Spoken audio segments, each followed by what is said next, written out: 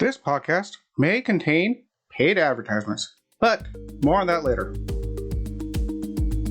Welcome to the O'Connor Bootstrap Podcast, your go-to resource for unraveling the intricacies of business and leadership, honing in on the essence of bootstrapping a business from scratch.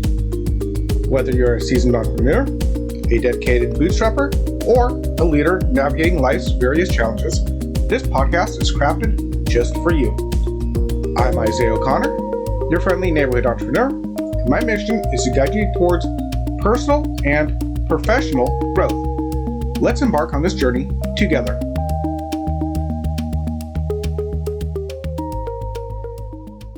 Okay, today we are adding yet another required secondary power to our series on required secondary powers.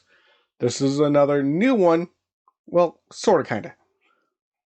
Because I actually wrote a blog, and I think I may have did a podcast about this years ago, but I didn't at the time really realize that this belonged under the heading of a required secondary power. Now, if you're just popping into this podcast, you've never heard me before talking about this, to nutshell it, the idea of required secondary powers comes from the website tvtropes.com, where it talks about how many superpowers require additional superpowers in order to work. Just a quick example. If you're invisible, you need some sort of super special sight to be able to see, because your eyes have to absorb light, and if you're invisible, light goes right through you, so you have to have some sort of superpower in order to see. And that's just a quick nutshell on what that is. Now, how does that apply to business, you might be thinking, or bootstrapping, or leadership? Well, when you're a leader or an entrepreneur or a bootstrapper, your primary power is your primary skill set. For example, I have a friend now who's starting up his own business. His required power, his main power, is 3D printing, and he's good at it. Me, it's balloons. That's your power. That's your skill. That's what you do. But in order to be successful in business and in leadership and in bootstrapping, you need other skills other than just your basic primary skill set, which you're really good at, and that's what you're selling, your product or your service. That's what you're good at. But you need other things in order to succeed. So I did do a full podcast exploring this a little bit further as we launch, and I've covered other skills already. The previous podcast, I talked about humility as being a skill, and another one was a teachable spirit, basically a heart for learning. I've talked about determination, not wanting to give up, and I think there's another one which I just plain forgot because I'm really tired at the moment. So do bear with me. I am sorry. So let's jump into this power. Now, as I just mentioned before in my last episode of this podcast, I talked about humility. And humility is a key characteristic of being a giver. And as C.S. Lewis said, true humility is not thinking less of yourself. It is thinking of yourself less. Then they must be linked. Because in order to be a giver, you need to think of others more than yourself. This is the key to becoming a giver. Now, this may come across as counterintuitive.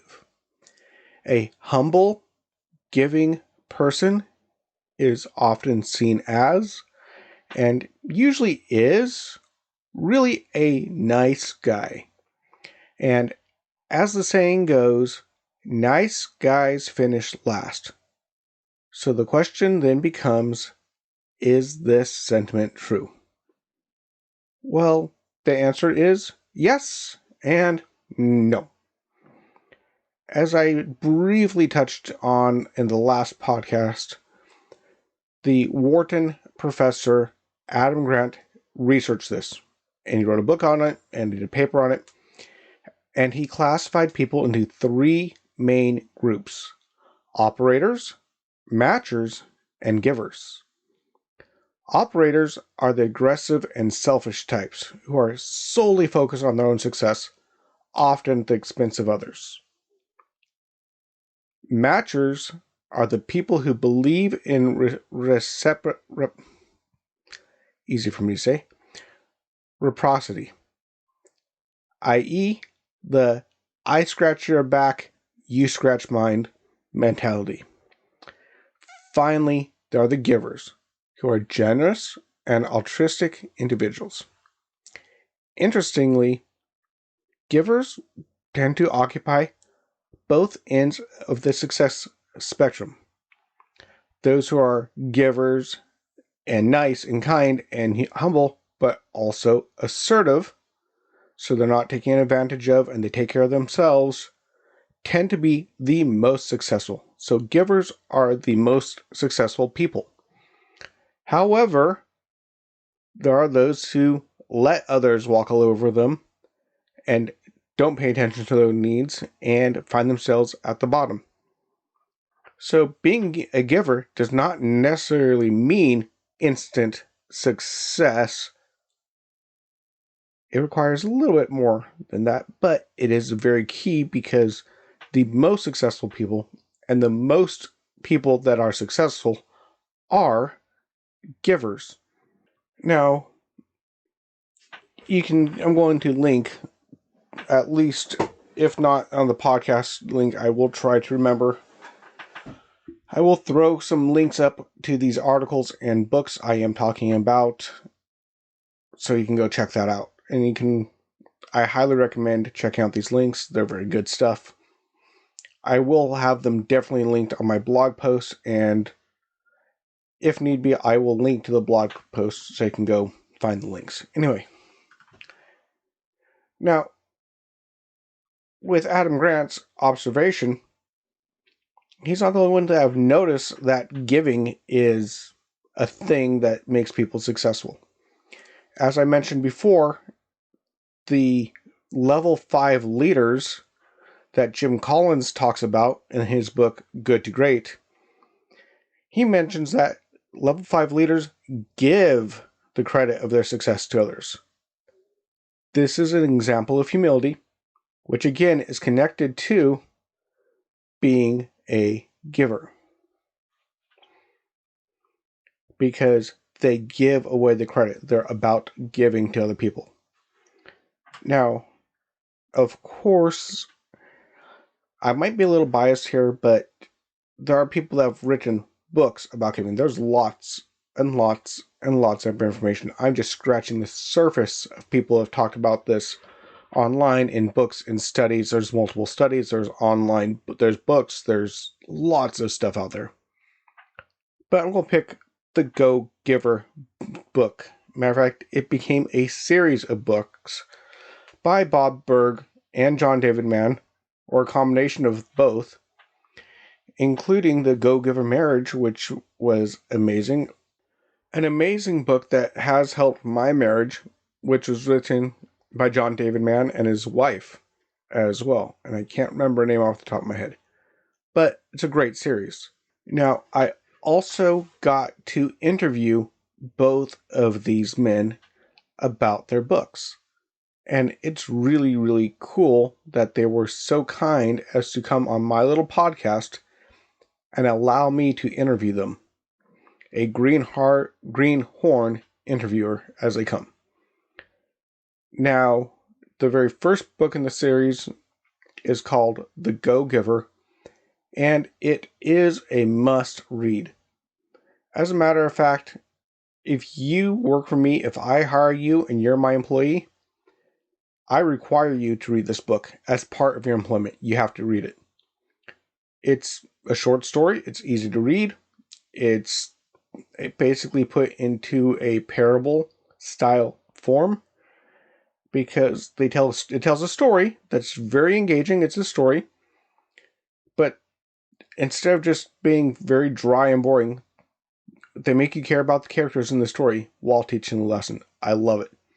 And what are the lessons? What is the overall lesson of the Go Giver book? Well, the lessons are the 5 laws of stratospheric success.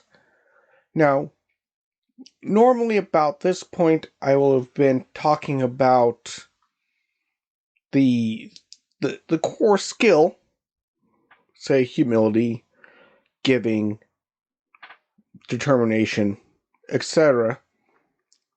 But now would be the time where I'd go into how to develop these. And in this case, I'm going to go into that a little bit more, but I am going to just go over the 5 laws of stratospheric success because I think Bob and David really hit it out of the park on how to develop a giving spirit. So with all due respect, and go read their book. This is directly from their book. This is not my writing, this is theirs. I'm just going to read it and go through it and kind of talk about it a little bit. But we're going to do that right after the mid-podcast break.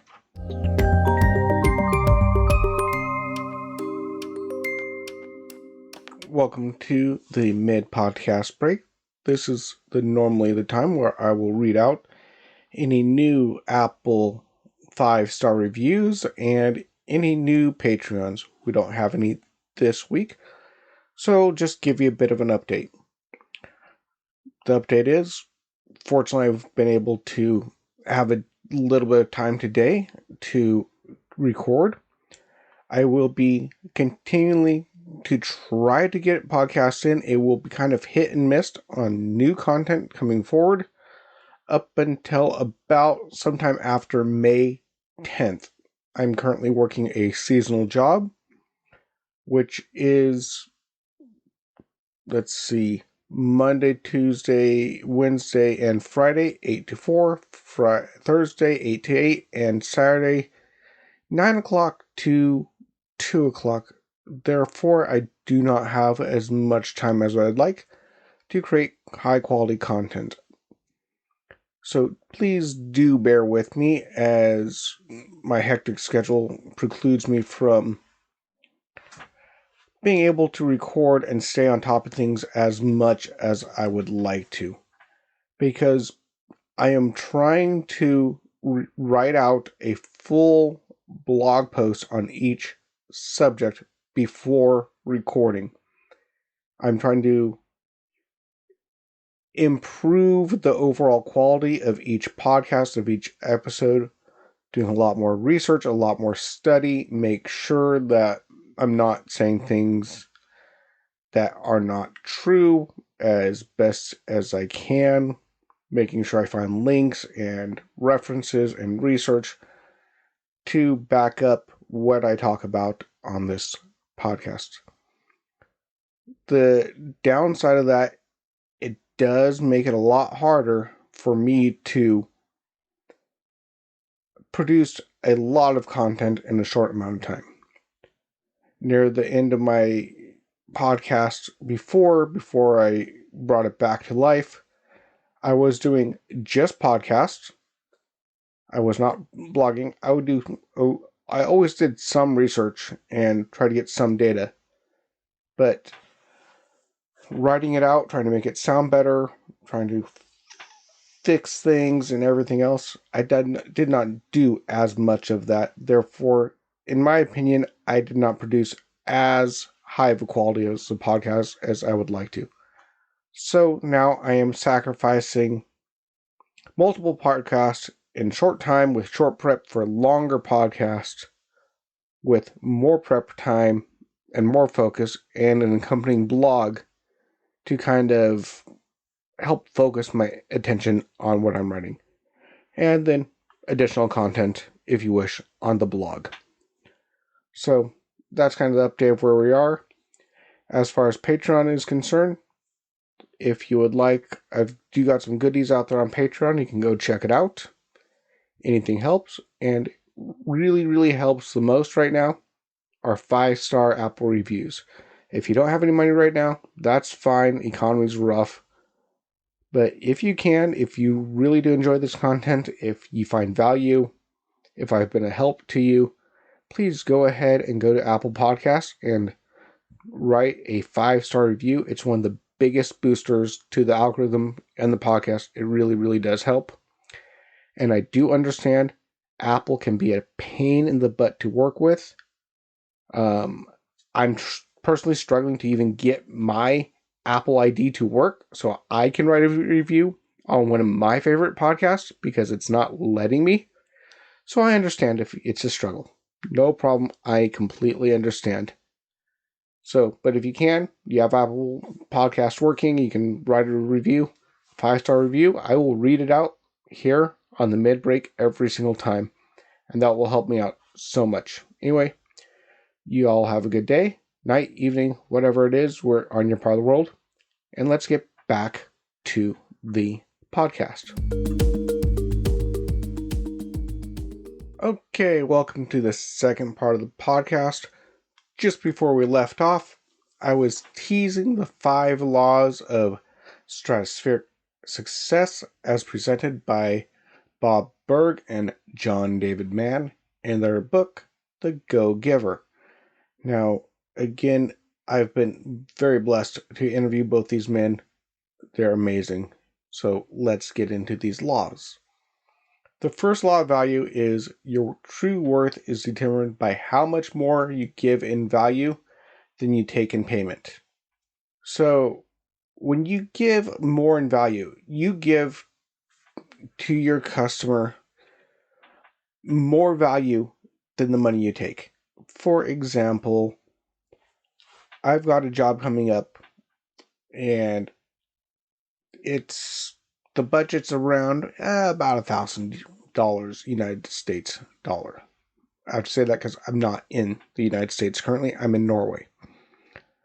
So with this budget, now this company that is hiring me is 100 years old. It's a very well-known company in Norway.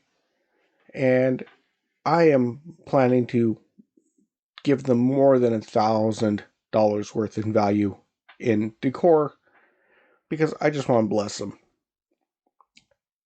I am going to give them more, and I could actually take more in money for the value I'm going to give, but I'm going to give them more in value than the money I am taking. That's kind of the idea there. And that goes all the way through that no matter what, you're trying to give someone more in value than the money they take. Someone values your milk, you get money, and they get more value for that money than the money you take. Anything like that. It's really like pretty much like that.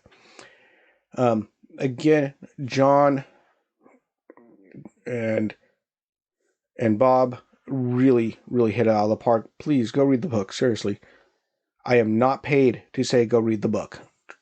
I am not an affiliate sponsor of them. I'm just a fan, as it were.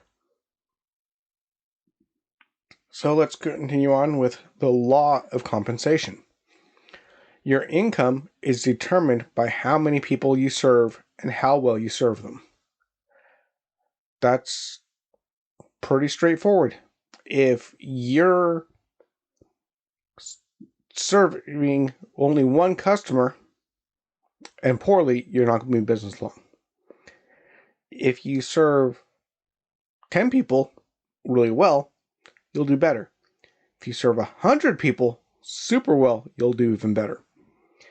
If you can serve 1,000 people really well, you're going to be doing great.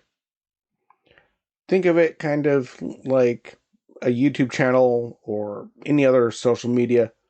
The more people see your video, the more happy they are, the more successful you'll be. So you got to serve a lot of people and serve them well. The law of influence is your influence is determined by how abundantly you place other people's interests first. Ooh, yeah, that can be a hard one, can't it? It's sometimes harder to put someone else's interests ahead of yours. But the more you do, the more you take care of other people, the more people see that you care about them and not yourself, the more likely they'll get to listen to you. I'm just going to jump back to the last 3 episodes because it's such a great example. Robin Olds. His men absolutely loved and respected him. Why? Because he humbled himself, had a teachable spirit, asked the young guys to teach him how to fly these jet airplanes that he'd never flown before, even though he was a fighter ace, double fighter ace from World War II. He was humble, and he did this because he cared about taking care of the people. He put them first. He didn't come in and act like he knew everything about this jet plane, knowing that if he was trying to train them on a jet plane he knew nothing about, he'd put their life at risk. But he put their interests first by showing that he was humble enough to care about them.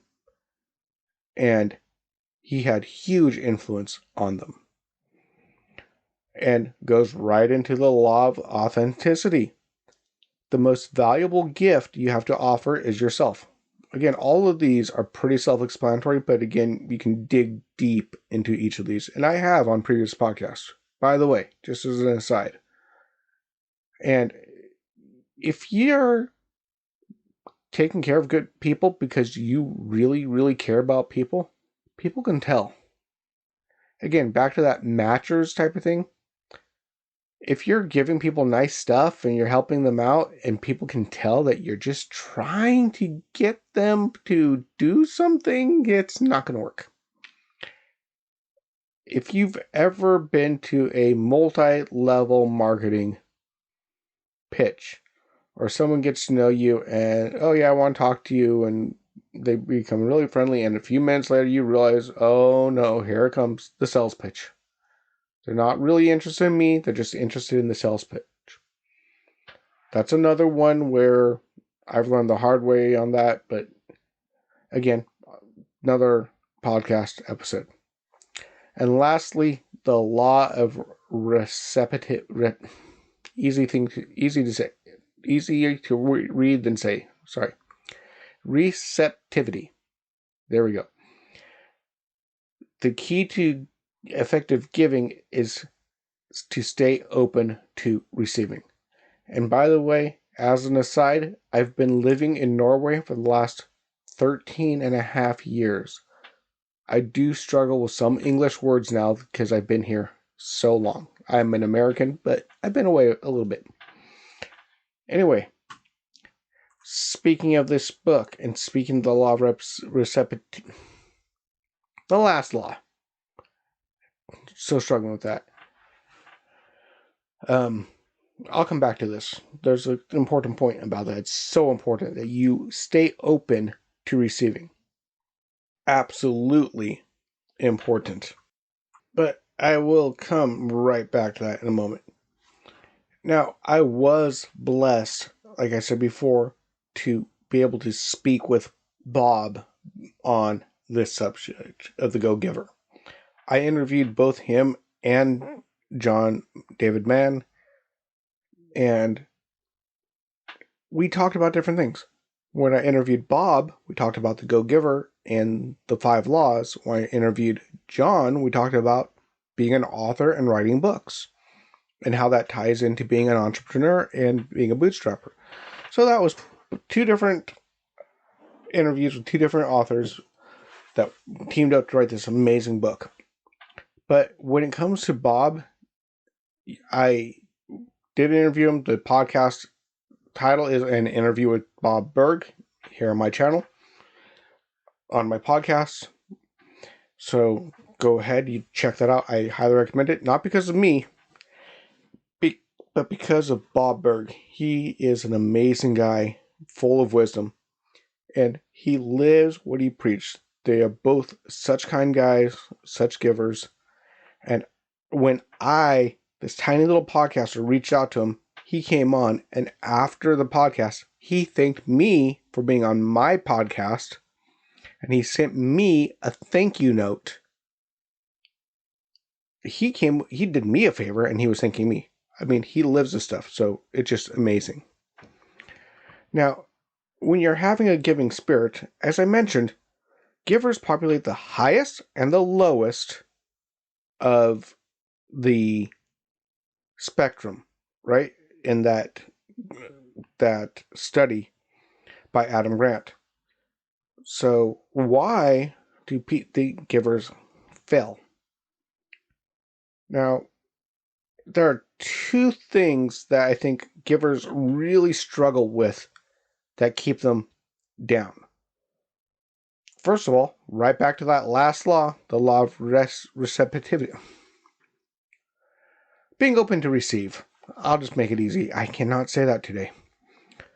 But with that last law, givers tend to give and give and give and give and give until they can give no more and they collapse.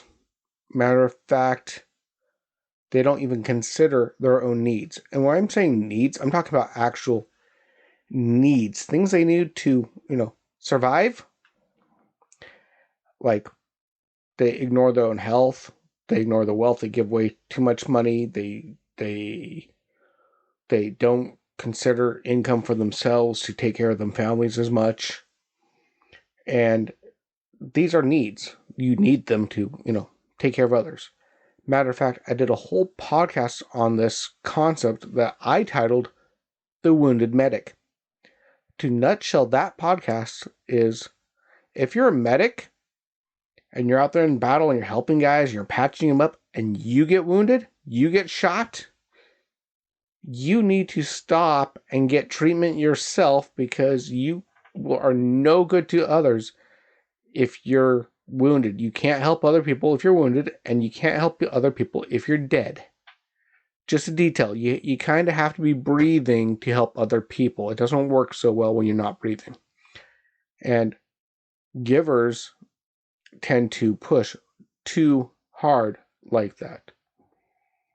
And the other thing is that givers tend to be nice guys, and nice guys tend to be doormats. They let others walk all over themselves. Think of George McFloyd at the beginning of Back to the Future.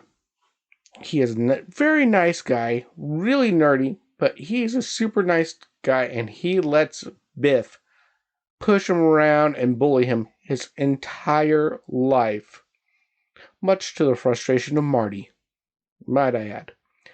But by the end of the movie, thanks to Marty's manipulation of time travel and meddling around time travel, he gains a backbone, he learns to fight back against the bullies, but he's still a nice guy.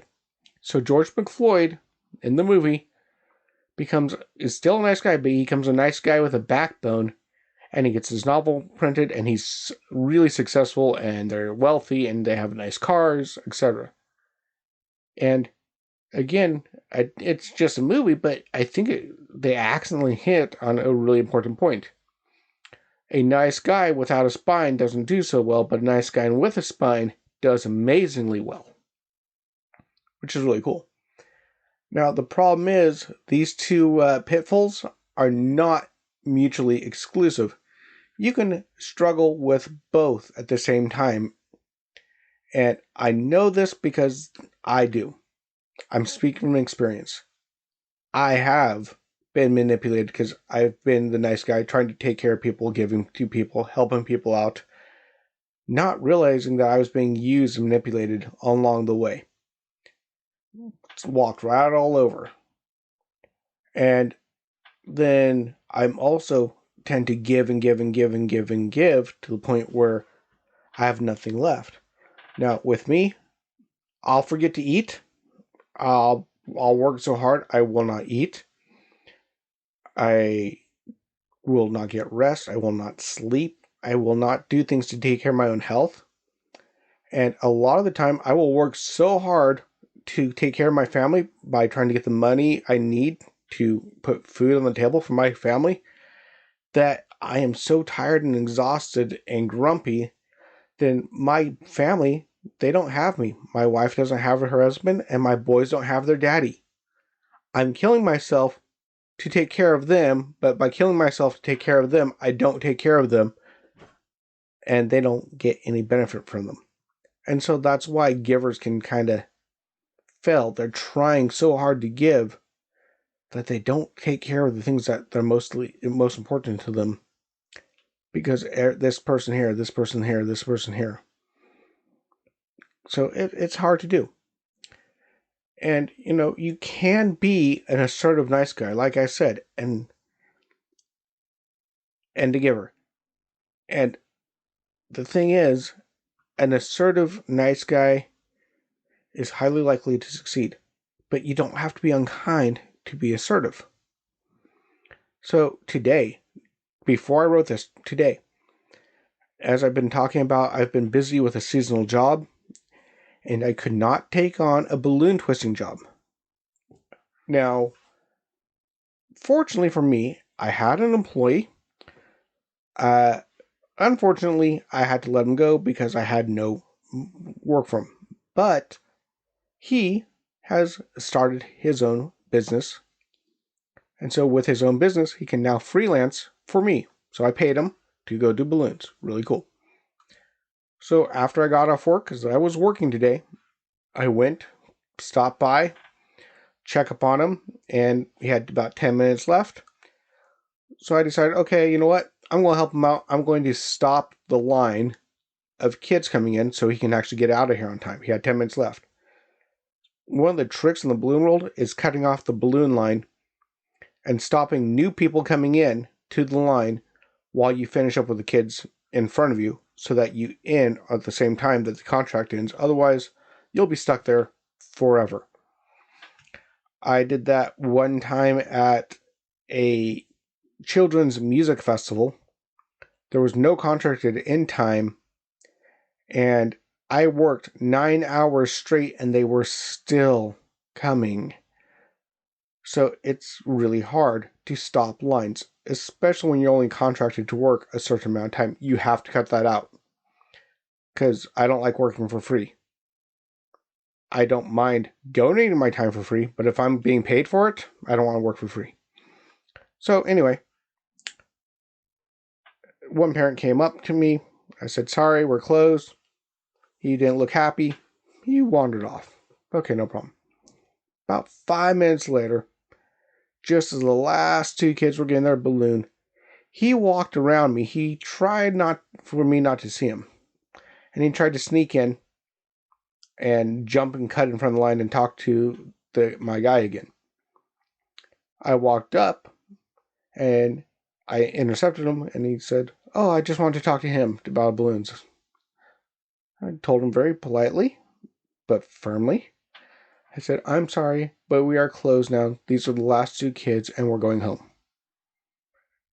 And he gave me a dirty look because I caught him. He was busted. He was trying to sneak around me and talk to my guy, not realizing that I was actually kind of the guy in charge. But I was able to walk up and say, hey, I'm sorry. We're closing up. We're going home now. And he did go off. And you know what? It's not easy to do that. As a matter of fact, to this day, it's not easy for me to do that. I had to learn to be polite and assertive like that. My wife told me all the time when I first started the business, Isaiah, you're too nice to be in business. You keep not leaving on time. You stay way late after your close. You make sure every kid gets a balloon. You got to stop. So I had to learn how to stop. Not easy. Especially since the kid was sad. I could see the kid who wanted a balloon. Very sad, wanted the balloon. But what can I do? I have to say no. It was not easy. But again, assertive. Sorry, no. We're going home now. but as kind and nice as the situation allowed. So, in conclusion, being a giver is a major secondary power. It is very closely tied to being humble, and it does not mean you have to be a doormat. Matter of fact, in my next episode, I will be drilling down into the idea of being fierce and assertive while still being humble and giving. So here's the question of the week, or questions of the week. What do you think about people who are givers at heart? How have your interactions been with them? Do they come across as weak or strong or kind? And do you see yourself as more of a giver or as more of a matcher? Do you believe it's possible to change from being a matcher to a giver? If you identify as a giver, do you struggle with neglecting your own needs and inadvertently becoming a doormat? Now, I'd love to hear from you. Please come out and chat with us on Discord. I do have a Twitter account that I'll try to remember to get linked up, and a Facebook account. You can email me. I would love to hear from you. I really want this to be a two-way conversation. Oh yeah, and as an aside, people are givers, as I mentioned before, tend to get people to be loyal to them because they're nice, they're kind, they listen, they take care of you. And that's why givers are so successful. Anyway, that's all I have for today. I will talk to you later. I've been your friendly neighborhood entrepreneur, Isaiah O'Connor. If today's episode added value to your day, we'd love to hear your thoughts. Drop a comment and consider giving us a stellar 5-star rating on your favorite podcast platform. Whether it's Apple Podcast, Spotify, Google Podcast, or more. And remember, if you leave a 5-star review on Apple Podcast, I will personally read it out in the next episode. To support the show, you can make a one-time gift by buying us a coffee at buymeacoffee.com/bootstrap, donate through PayPal at paypal.me/IOCPOD, or make a contribution on our Patreon page at patreon.com/IOCPOD. Your support keeps the episodes coming. For even more content and exclusive perks, join our Patreon community at patreon.com/IOCPod. Patrons enjoy ad-free episodes, access to our private Discord server, early content previews, and a lot more. And here's an exciting offer. Get your free trial of our $5 a month Bootstrapper Community Explorer tier. This exclusive tier grants you ad-free content, Discord server access, and early content previews. Join us and be part of the inner circle. If you're feeling more generous, those who join tiers $25 a month and up will have a chance to be a featured guest on this podcast. A massive thank you to Wintergotten for generously providing the incredible intro and outro music at no cost. We appreciate their support. Be sure to check out Wintergotten's amazing work on YouTube at youtube.com/@Wintergotten. Until next time, I'm your friendly neighborhood entrepreneur, Isaiah O'Connor, signing off. This is the O'Connor Bootstrap Podcast, brought to you by Athos Business Solutions. For our companion podcast, the Athos Business Podcast, hosted by Jason St. Clair, along with past episodes and related blogs, visit our website at athos.com. That's ATHEOZ.com or theoz.com. Goodbye for now.